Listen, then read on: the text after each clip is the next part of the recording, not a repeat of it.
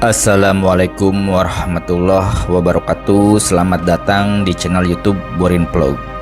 Di kesempatan ini saya ingin bercerita tentang kisah atau cerita rakyat mengenai asal-usul nama Wonogiri. Wonogiri yang kita ketahui merupakan kota yang ada di Jawa Tengah. Bagaimana asal-usul nama Wonogiri ini? Silakan disimak kisahnya berikut ini. Sejak Majapahit runtuh, Kesultanan Demak Bintoro semakin besar. Banyak kadipaten kecil yang dulunya masuk wilayah Majapahit, akhirnya bergabung dengan Demak Bintoro. Raden Patah memerintah dengan arif dan bijaksana. Semua itu tidak lepas dari peran Wali Songo atau 9 wali dan seluruh ponggawanya. Pada suatu hari, diadakan musyawarah mengenai rencana pembangunan Masjid Agung. Semua Wali Songo hadir tanpa terkecuali. Musyawarah memutuskan bahwa setiap wali mendapat jatah mencari satu tiang penyangga. Tiang penyangga haruslah kayu jati yang sudah tua, besar, dan panjang. Seperti wali lainnya, Sunan Giri segera melaksanakan tugasnya. Ia mencari kayu jati ke daerah selatan. Perjalanan memakan waktu cukup panjang. Berhari-hari Sunan Giri masuk hutan, keluar hutan, namun tidak menemukan kayu jati sesuai dengan yang diinginkan. Hingga tibalah Sunan Giri pada suatu daerah yang penuh hutan dan berbukit-bukit. Sepanjang perjalanan, Sunan Giri selalu dibuntuti seseorang. Akan tetapi ia tidak menghiraukannya. Orang tersebut sebenarnya tidak jelas akan berbuat apa terhadapnya. Sunan Giri malah sering bercanda dengan pura-pura lari atau bersembunyi. Melihat buruannya lari, orang yang membuntuti segera menyusulnya.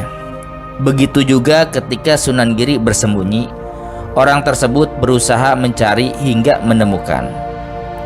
Anehnya, ketika Sunan Giri berusaha untuk menatap wajahnya, orang tersebut cepat-cepat menyembunyikan jati dirinya. Tibalah Sunan Giri pada sebuah bukit kecil di atas Bengawan Solo. Bukit yang ditumbuhi kayu jati itu tidak terlalu tinggi. Namun, orang-orang sekitar menyebutnya gunung. Setiap hari ada yang mencari rumput atau kayu bakar di bukit tersebut. Sunan Giri beristirahat di bawah pohon jati yang sangat rindang. Orang yang membuntuti bersembunyi tidak jauh dari tempat tersebut. Sunan Giri semakin terganggu dengan ulah orang itu, lalu menancapkan tongkatnya ke tanah. Kemudian duduk bersila dan mengheningkan cipta, mohon kepada Allah Subhanahu wa Ta'ala supaya terbebas dari gangguan dalam melaksanakan kewajibannya mencari kayu jati. Allah mengabulkan permohonannya. Sunan Giri berhasil mengelabui orang tersebut. Menurut pandangan orang itu, Sunan Giri masih duduk bersila di dekat tongkatnya, padahal ia telah jauh berjalan ke arah timur. Sepanjang perjalanan, Sunan Giri merasa heran. Sejauh mata memandang yang tampak hanyalah hutan dan gunung-gunung. Sampailah Sunan Giri pada hutan jati yang lebat. Hutan itu sangat luas dengan tumbuhan jati yang besar-besar. Sunan Giri gembira sekali. Berarti tidak sia-sia perjalanannya sampai ke tempat ini. Akan tetapi, pikirannya sekarang berubah. Perasaan yang awalnya senang kini diliputi rasa ragu-ragu. Sunan Giri khawatir bahwa si pemilik hutan tidak mengizinkan kayu itu diminta atau ditukar dengan sesuatu. Sungguh tidak mungkin jika hutan ini tidak ada yang punya. Sunan Giri pun mencari si pemilik hutan. Sudah setengah hari Sunan Giri mencari si pemilik hutan jati. Rasa capek dan lapar tidak dirasakannya. Hampir saja Sunan Giri menyerah. Tiba-tiba, tidak jauh dari tempat itu ada sebuah pondok. Pondok itu kecil dan sederhana, tetapi dirawat dengan rapi. Bergegaslah Sunan Giri mendatangi pondok itu. Assalamualaikum warahmatullahi wabarakatuh. Sunan Giri mengucap salam. Akan tetapi tidak ada jawaban dari pemilik pondok tersebut. Lalu Sunan Giri mengulang ucapan salam sambil mengutuk pintu. Tidak lama kemudian datanglah seorang laki-laki seusianya menghampiri. "Mencari siapa, Kisanak?" tanya lelaki itu. "Maafkan jika saya mengganggu, Kisanak. Sebelumnya bolehkah saya bertanya?" Sunan Giri balik bertanya. "Apakah Kisanak tersesat?" tanya laki-laki tersebut. Tidak, Kisanak. Saya hanya ingin bertanya, siapa pemilik hutan ini?" tanya Sunan Giri. "Oh, itu pertanyaannya. Silakan duduk dulu. Maaf, kursinya reot," ujar sang lelaki. "Sayalah yang mestinya minta maaf karena telah mengusik ketenangan Kisanak," kata Sunan Giri setelah duduk berhadapan dengan laki-laki tersebut. "Sebelum saya jawab, tentu tidak ada salahnya jika saya bertanya siapa Kisanak dan dari mana asalnya serta apa tujuan sampai di hutan ini," tanya laki-laki itu lagi. "Kisanak, beribu maaf jika kedatangan saya di tempat ini dianggap lancang," kata Sunan Giri lalu melanjutkan, "Saya adalah Giri. Saya abdi dalam Sultan Demak Bintoro."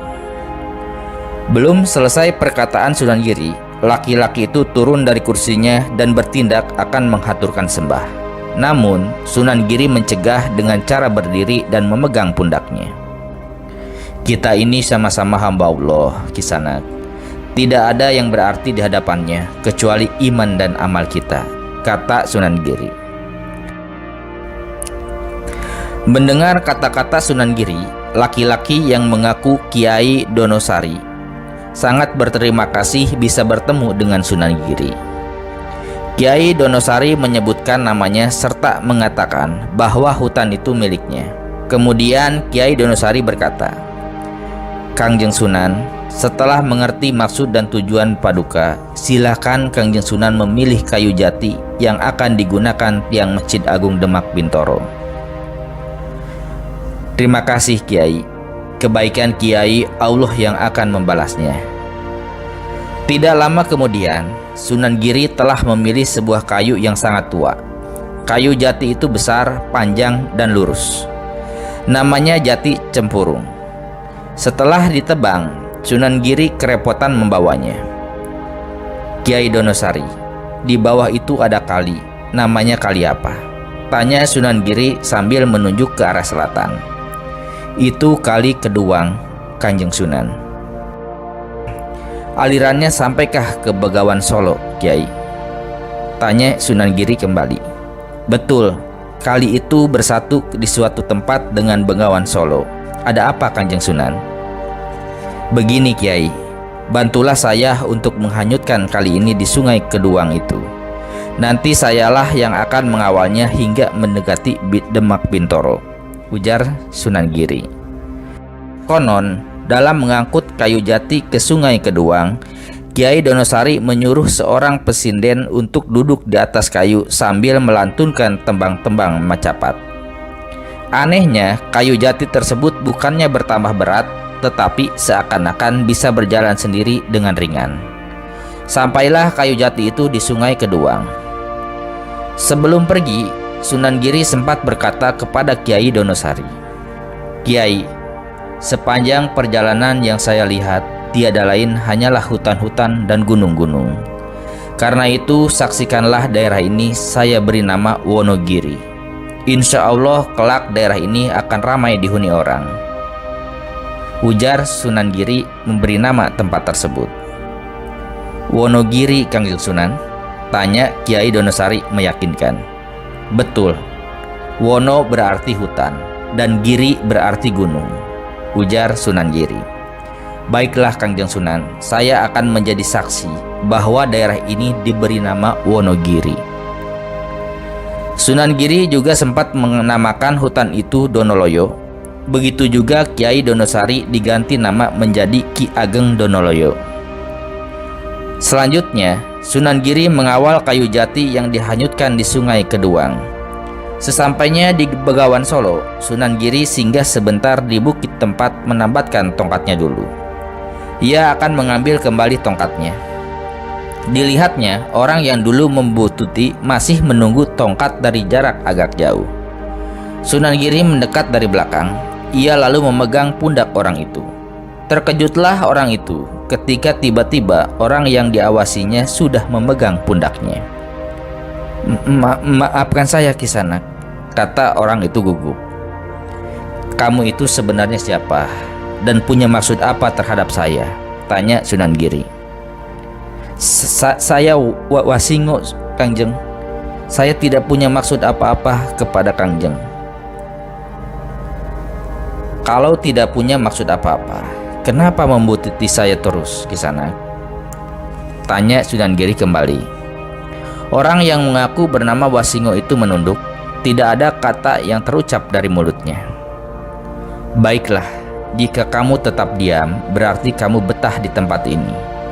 Tungguilah tongkatku, kelihatannya kamu ingin memilikinya, kata Sunan Giri. Wasingo tetap diam, bahkan akan berdiri tidak bisa. Akan tetapi masih bisa mendengar dan mengerti apa yang diucapkan oleh Sunan Giri. Kemudian Sunan Giri berkata lagi, karena saya pernah singgah di tempat ini, maka untuk mengingat-ingat tempat ini akan saya beri nama Gunung Giri. Sudahlah, aku mohon pamit akan mengawal kayu jati untuk dibawa ke Demak Bintoro, ujar Sunan Giri. Sepeninggal Sunan Giri, Wasingo tinggal di Gunung Giri. Konon setelah meninggal, Wasingo menjelma menjadi seekor singa sebagai penunggu Gunung Giri. Gunung Giri berupa bukit kecil ditumbuhi hutan jati.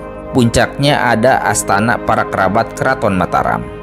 Letaknya kira-kira 2 km di sebelah utara kota Wonogiri. Nah, seperti itu ya, kisah cerita rakyat atau mungkin bisa masuk kategori sejarah kota Wonogiri. Mudah-mudahan kisah ini banyak hikmah yang bisa kita petik.